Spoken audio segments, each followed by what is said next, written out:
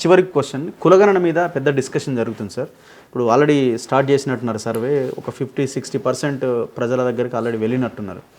So ఇది ఈ రాష్ట్రానికి ఎంత అవసరం అని మీరు అనుకుంటున్నారు? ఈ సర్వేలో కొంతమంది డీటెయిల్స్ చెప్పడానికి వెనకాడుతున్నారు. కారణం ఏంటంటే ఆధార్ కార్డుతో పాటుగా మీ బ్యాంక్ బ్యాలెన్స్ ఎంత, మీ బ్యాంక్ అకౌంట్స్ అంటే మీ రైతు అయితే ఒకవేళ మీకు ఎన్ని ఎకరాల భూమి ఉన్నది అన్నీ అడుగుతున్నారు.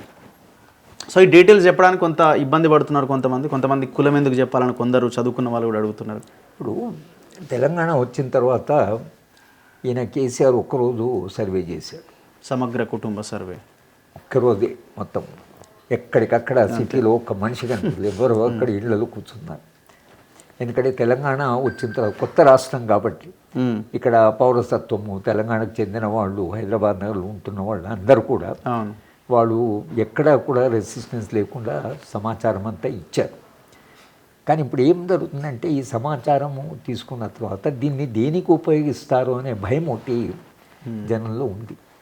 దాన్ని పట్టుకొని రేపు వచ్చి ఏం హెరాస్ చేస్తారు అని. వ్యవస్థ మీద నమ్మకం ఉండి, సంస్థల మీద నమ్మకం ఉంటే ప్రజలు తప్పకుండా సమాచారం చెప్తారు.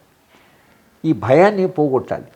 ఓకే, జనము మన ఇంటికి సమాచారం మనం వెలికిస్తే దేనికి ఉపయోగిస్తారు అని లేదు, మన కొరకు ఉపయోగిస్తారు. ఇప్పుడు కులాల వారీగా మనం చాలా వెనుకబడిన కులం, సంక్షేమంలో మనకు కొంత ప్రయారిటీ వస్తుంది అంటే తప్పకుండా చెప్పుకుంటారు, తమ కష్టాలను చెప్పుకుంటారు. కానీ దీన్ని ఎక్కడ ఉపయోగిస్తారు అనేది భయంలో వరకు పాపం సెన్సస్ చేసి ఇవాళ సెన్సస్ ఆఫీసరు ఆయన ఎవరో మా ఇంటికి కూడా వచ్చి మనకని ఎంత ఇబ్బంది లేదు, మన ఆదాయం ఎంత, మీకు వెహికల్ ఉందా, మీకు అవి ఉన్నాయా, మీకు ఇది ఉన్నదా, మనకేమీ కష్టం. కానీ పేదవాళ్ళకి వ్యవస్థ మీద కొంత నమ్మకము పోయింది. అందుకని వాళ్ళు సెన్సస్ కండక్ట్ చేయడంలో మీకు వాళ్ళు కొంత అక్కడక్కడ కొంత రెసిస్టెన్సు, కొంత ప్రతిఘటన చూస్తున్నారు. దానికి ప్రభుత్వము వాళ్ళకు మీ సమాచారం కేవలము విధాన నిర్ణయం కొరకు, సంక్షేమం కొరకు ఉపయోగిస్తాం, కానీ మేము వేరే దానికి ఉపయోగించమనేటువంటి విశ్వాసాన్ని కలిగించగలగాలి. అది ఒకవేళ ప్రభుత్వము నిరంతరంగా మాట్లాడి, ముఖ్యమంత్రి మాట్లాడి సమాచారం ఏ పరిస్థితిలో కూడా తప్పుడు వినియోగం జరగదు అనే విశ్వాసాన్ని కలిగించగలిగితే అది చేయవలసింది. ఎందుకంటే ఆదాయాలు ఎంత ఉన్నాయి, హైదరాబాద్లో వాళ్ళకి ఇళ్ళు ఎంతమందికి ఉన్నాయి, తర్వాత ఆదాయాలు ఎంత ఉన్నాయి, తర్వాత ఎంత వెనుకబడి ఉన్నారు, పేదరికం ఎంత ఉంది అనేటువంటిది ప్రభుత్వం దగ్గర సమాచారం కావాలి. ఒకవేళ నిజమైన ప్రజల కేంద్రంగా ఉండేటువంటి విధానాలు చేయాలన్నా సమాచారం అనేది చాలా అవసరం. కనుక కులగణన ఇప్పుడు రిజర్వేషన్ కూడా ఏమైంది, మీకు కోర్టులో ఎప్పుడు రిజర్వేషన్ పోయినా కులగణన చేయండి అని అంటున్నారు. సైంటిఫిక్ డేటా లేదు, మీరు కులగణన ఇదే డేటా ఇవ్వండి అని మీరు రిజర్వేషన్ ఏ బేస్ మీద. ఇప్పుడు మాలా మాదిగా ఉందనుకోండి, సబ్ కేటగరైజేషన్ వచ్చింది, ఏ బేస్ మీద చేస్తారు అది మీరు తప్పకుండా మీరు కుల ఆధారంగానే ఉంది కాబట్టి కులం కూడా తప్పకుండా తెలుసుకోవాల్సింది.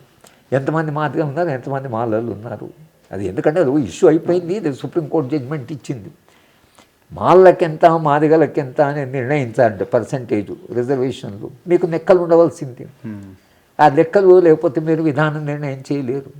కనుక విధాన నిర్ణయానికి ఒక ప్రభుత్వం దగ్గర సెన్సస్ ఉండడము అవసరమే, సెన్సస్ కలెక్ట్ చేయవలసిన అవసరమే. కులం అనేది ఇప్పుడు చాలా విషయాలకు ప్రాతిపదిక అయిపోయింది కాబట్టి కులం అనేది అది బలహీనపడి అంబేద్కర్ లాగా కులరహిత సమాజం వైపు మనం పోతేనే బాగానే ఉండేది 70 ఏళ్ళలో.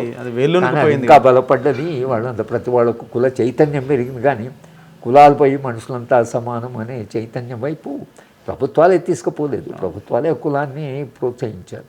ఇప్పుడు అది రియాలిటీ, అదొక సామాజిక వాస్తవం. ఆ వాస్తవానికి ఆధారంగా మన నిర్ణయాలు చేయవలసి ఉంటుంది. కనుక సెన్సస్ అవసరమే, కానీ ప్రజల్లో ఉండే భయాన్ని, అంటే ప్రజలు ఎందుకు మన అనుమానపడుతున్నారనేది ప్రభుత్వం ఆలోచించాలి.